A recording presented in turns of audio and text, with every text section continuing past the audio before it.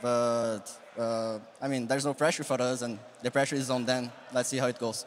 If it comes to that, listen, great to chat to you again. What a performance. Put your hands together. MIBR, they are in the semi-finals. How many will we score? That'll be fascinating. Yes, indeed. We are going to be seeing MIBR again tomorrow when the semi-finals do begin. And, of course, it is time to outline some of those plays that made it all possible. It's time to take a little look at the Mountain Dew AMP Game Fuel Power Play over at the Telestrator. The Mountain Dew AMP Game Fuel Power Plays. What have you got for me, Jacob? I mean, Alex, we found something from the man himself, Taco, showing up big time on Dust 2.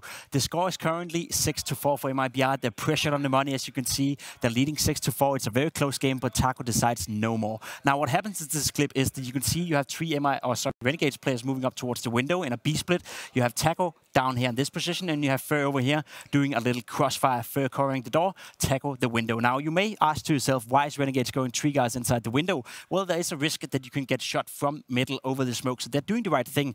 Now, if we play out the clip, you can just see how Taco says no more. He gets 1, 2, 3, all down, focused towards the dark area, and gets the 4th kill as well. If you see it for his point of view as well, you can see how he quickly reacts, quickly rotates into the position, and this is what Taco brings to MIBR. A rock-solid player that can bring in these moments of brilliance when needed the most. He's not the strongest player on MIBR, but he's definitely a very valuable member of the team. I mean, we saw what happened when they don't have him. Absolutely. Thank you so much, Jacob. And this is MIBR finding form. I hate that position. The where Taco is in, I don't think I've successfully cleared it once on a retake. I think a cool thing about that clip is the 3rd kill that Taco gets there. I think that's an AUG one-shot to Gratisfaction. He had 97 HP and he died, I'm pretty sure, to just 1 headshot, which wouldn't happen with the M4.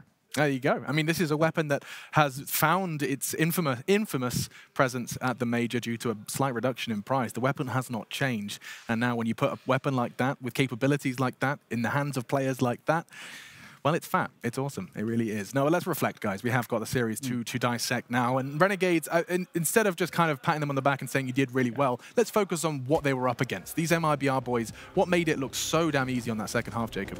I think they just faced a better team today. I don't think Renegades played a bad game by any means. I don't think Renegades played worse than they did in the first stage of the Major, to be completely honest. I just think they faced another level today in MIBR. The constant aggression coming out from them, they weren't able to deal with it. You saw JKim, you saw JKS, the 2 star players of the team showing up in moments, but they weren't able to consistently do it against the likes of Fur, Cold Zero, and Fallen, and that is a big task to ask for as well. Yeah, I think what Renegades really lacked in this tournament was, a fast pace on their T side. We mentioned in the pregame that when they're down 4 versus 5, they have the lowest win percentage, and that's because they have these slow rounds. And we saw MIBR get these picks time and time again throughout this series. And Renegades just can't come back from that because they're so spread apart and moving so slowly. How much do you think Renegades, not the map pick, but the performances of Cold Zera, how much did that factor in, do you think? Oh, definitely. It factored in a lot, actually. MIBR's aggression, particularly out of those 2 players and Fallen, just countlessly gave them the man advantage in the early rounds. And this is, like I said, it's just not something Renegades could come back from. I definitely agree. I think Renegades, especially on the CT sides in this tournament, showed a lot of glimpses of what we can expect for the future.